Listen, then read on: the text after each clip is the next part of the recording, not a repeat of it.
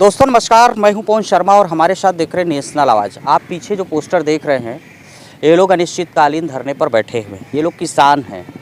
ये वो किसान हैं जिनके नाम स्थायी पट्टा हुआ है, लेकिन अभी मालिकाना हक नहीं मिला है। इनकी ज़मीन पर भूमाफिया का कब्जा है। भूमाफिया इस तरह का है कि उसने इनकी ज़मीनों को किसी और के नाम आवंटन करा लिया है और एडीएम प्रशासन बाराबंकी से मिल करके उसकी कुछ ज़मीन की बिक्री भी कर दिया है। ये लगभग 69 खातेदार हैं जिनका स्थायी पट्टा है। भूमाफिया धनीराम वर्मा एडीएम बाराबंकी से मिल करके ज़मीन का आवंटन कुछ अपने चिरपरिचित लोगों के नाम करा लिया है, ज़मीन की बिक्री कर लिया है।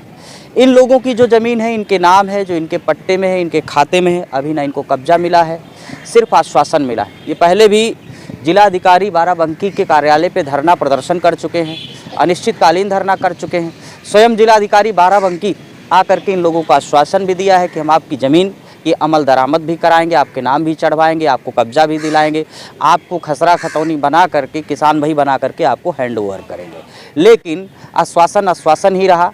ना ही भूमाफिया धनीराम वर्मा के खिलाफ कोई कार्रवाई हुई, ना कोई शिकायत हुई। हम इन्हीं से मिलकर के जानेंगे कि ये लोग क्या प्रकरण है, किस लिए बैठे हैं और अब आज लखनऊ के मान्यवर काशीराम धरना स्थल पर आए हुए हैं, यहाँ पर बैठे हैं, अनिश्चितकालीन धरने पर बैठे हैं। इनसे मिलकर के ही जानेंगे क्या पीड़ा है और जो इन्होंने पत्र दिया है, इस पत्र पर अभी तक क्या कार्रवाई हुई है और क्या कार्रवाई होनी चाहिए और सरकार और प्रशासन से इनकी क्या गुजारिश है। नमस्कार, मेरा नाम घासीराम गौतम है। घासीराम गौतम, और ये इधर से बताइए। और मेरे गौतम है और मेरे पिताजी का पट्टा हुआ था, जो 82 वर्ष के हो गए हैं। और इसी तरीके से सबकी एज 80, 82, 90 हो गई है, जिसमें से 58 लोग मृत हो गए, 11 लोग मात्र जीवित हैं।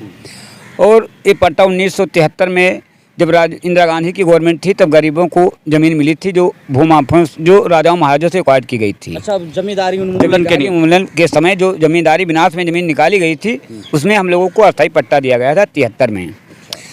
वो 73 के पट्टे मिलने के बाद हम लोग उस पर खेती करते रहे। 80 में हमारे यहाँ चकबंदी लागू हुई बाराबंकी जिले में। उस समय भूमाफिया जो धनीराम वर्मा है, वो एक बाहुल बली अपने क्षेत्र का है, सबसे बड़ा जमींदार। कितने पट्टेदार हैं? 69 जी, सबसे बड़ा जमींदार है, जिसके जमींदार का प्रभाव यह है कि कोई भी उसके खिलाफ उंगली नहीं उठा सकता था। उस धनीराम वर्मा ने 69 पट्टेदारों को बुलाया, जो पढ़े लिखे नहीं थे, और पट्टे ले लिया उनको। आगे जी, आराम से। और उन पट्टों को जला दिया। फिर उन पट्टों को जला दिया, जिससे गरीब किसानों के पास कोई कागज नहीं रह गया।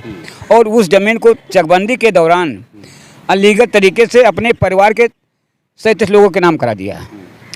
37 लोगों के नाम कराने के बाद उस पर खेती करते रहे लोग, लेकिन उनसे ज़मीन नहीं एक्वायर्ड करवाया। 90 में जब सरकार से द्वारा आदेश हुआ कि गरीबों को पंपिंग सेट के लिए खसरा खतौनी लाएं और अपना पंपिंग सेट ले लें लोन पर, तब लोग अपनी ज़मीनें ढूंढने लगे, किसी के नाम खाता नहीं मिला। तब सभी लोगों ने धरना प्रदर्शन करना आरंभ किया और सरकार से गुहार लगाई।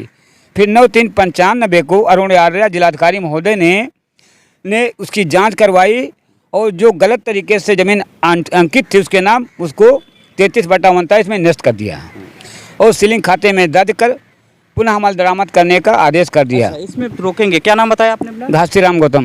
गौतम साहब, मैं थोड़ा रोकूंगा। समझ रहे हैं कि जब इंदिरा गांधी का जमींदारी उन्मूलन था, तो इन लोगों के नाम 69 लोगों के नाम जो है ज़मीन का पट्टा हुआ था, स्थायी पट्टा हुआ था। ये लोग ज़मीन पर कब्जेदार थे। लेकिन जो धनीराम वर्मा है, जो वहाँ का एक भूमाफिया है, वो उसमें से कुछ लोगों को बुलाता है और बुलाने के बाद क्या करता है, उनके जो है कागज़ को जला देता है। उसके बाद चकबंदी में उसकी ज़मीन, जो ज़मीन थी 69 लोगों के, उस ज़मीन को 37 लोगों के, अपने चिरपरिचित लोगों के नाम पट्टा करा लेता है।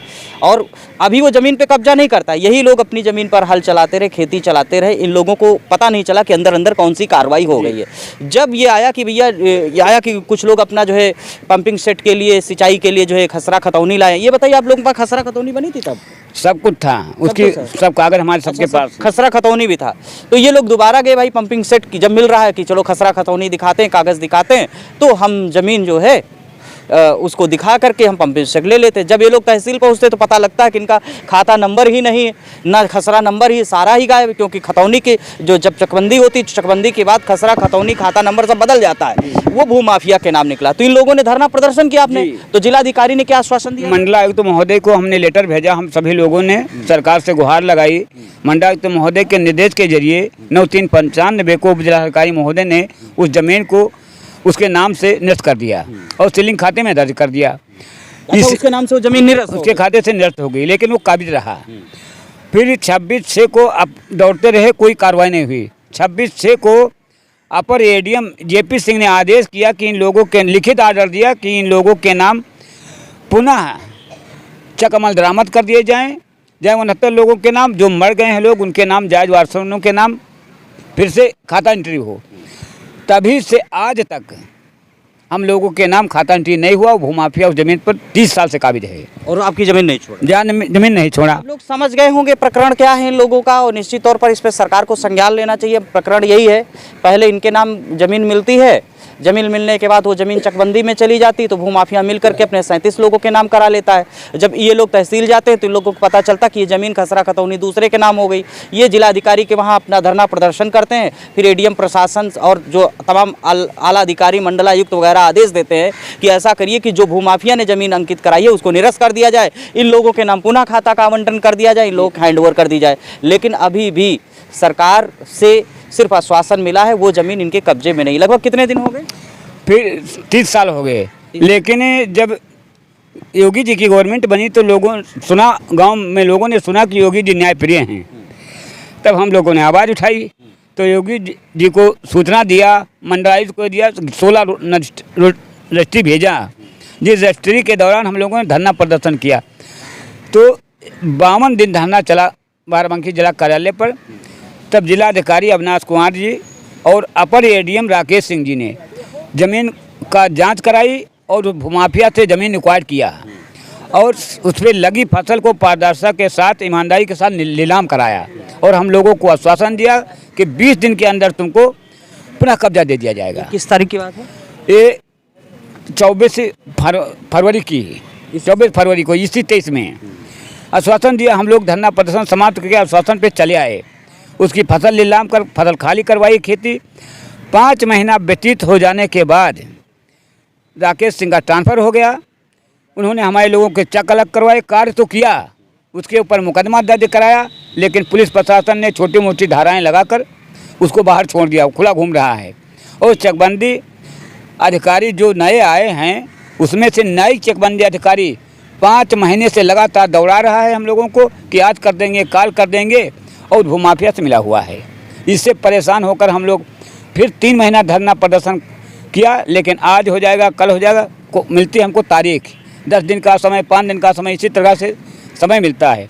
फिर 17 तारीख को डीएम साहब ने लिखित आदेश दिया कि इनको आज ही आदेश कर दिया जाए अमल दरामद का। फिर चकबंदी अधिकारी उस फाइल को लाता है और फाइल साहब के पास रखता है। इसके बाद कहीं से फ़ोन आ जाता है और फिर उसमें 10 दिन का समय दे देता है कि 10 दिन के बाद होगा। इसी तरीके से हमको आश्वासन मिलता है। इससे परेशान होकर हम लोग मुख्यमंत्री के यहाँ झंडा डंडा लेकर आए, विधानसभा के सामने धरना प्रदर्शन किया। वहाँ से पुलिस प्रशासन ने हमको उठा के इको गार्डन में छोड़ दिया।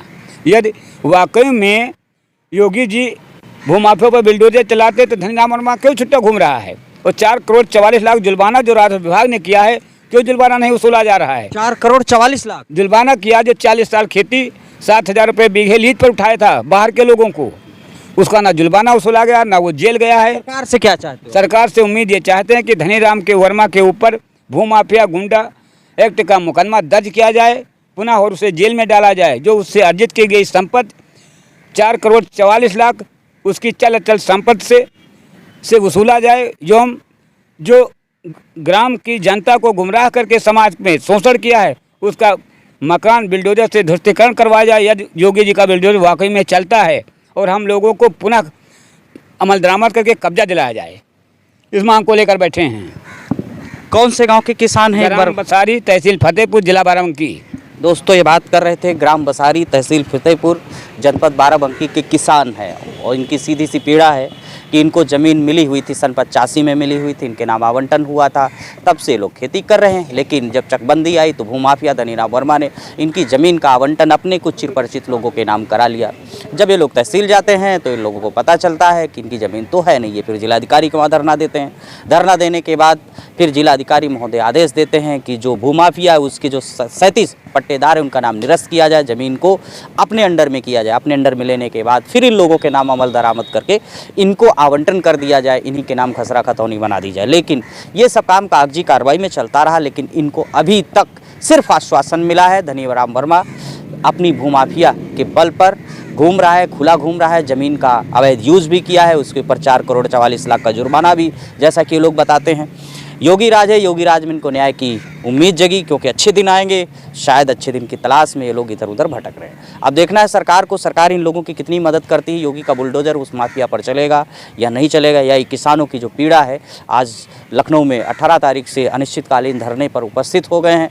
अब ये सरकार से लगातार गुहार करा रहे कि भूमाफिया से हमारी ज़मीन को छुड़वाया जाए, छुड़वाने के बाद हमारे नाम कराई जाए, क्योंकि भूमाफिया अभी भी इनकी ज़मीन पर कब्जा बनाए बैठा हुआ है और जो अवैध रूप से उसने अपने नाम से आवंटन कराया है। अब सरकार को इसमें सोचना है, चुनाव भी नज़दीक है, किसान भी है, नौजवान भी है।